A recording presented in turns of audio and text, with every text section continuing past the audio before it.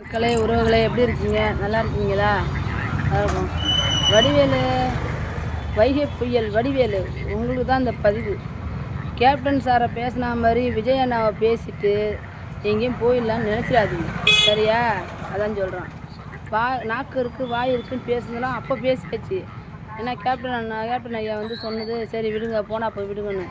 ஆனால் விஜய் அண்ணா விடுங்கன்னு சொன்னாலும் மக்கள் வந்து ரசிகர்கள் மட்டும் இல்லை, தமிழ்நாடு மக்களே கொந்தளிச்சு கொத்து போராட்டம் போட்டுருவோம்.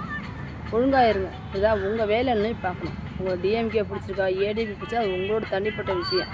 அது உங்களுடைய பிரச்சனை. அது சரியா? அது உங்களுக்கு நீங்கள் ஆதரவு கொடுங்க, அதெல்லாம் யாரும் கேட்க போதில்லை. அதை விட்டுட்டு தேவையில்லை வந்து விஜய் அண்ணா வந்து சட்டமன்றத்தில் இப்படி பேசுறது அப்படி பேசக்கூடாது அப்படின்னு சொல்கிறதுக்கு எந்த ரைட்ஸும் உங்களுக்கு கிடையாது, சரியா? நீங்கள் ஏற்றி விட்ட ஏனி எட்டி உதச்சாலு எப்படியாப்பட்ட கேப்டன் விட்ட நீங்கள் வாழ்கிற வாழ்க்கையே கேப்டன் போட்ட பிச்சை. அவரையே வந்து கேப்டன்னா தண்ணியில் மிதக்கணும், சரக்கில் மிதக்கூடாதுன்னு கேட்டாள், புரியுதா?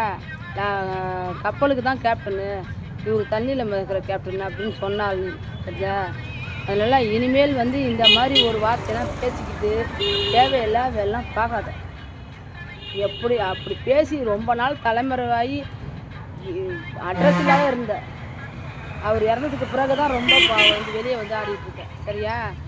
அப்போ வந்து மக்கள் வந்து கம்மு விட்டாங்க மாதிரி விஜய் நான் இப்போ பேசினாம செஞ்சேன்னு வச்சுக்கேன், உன்னை தரமாக பண்ணிவிடுவாங்க.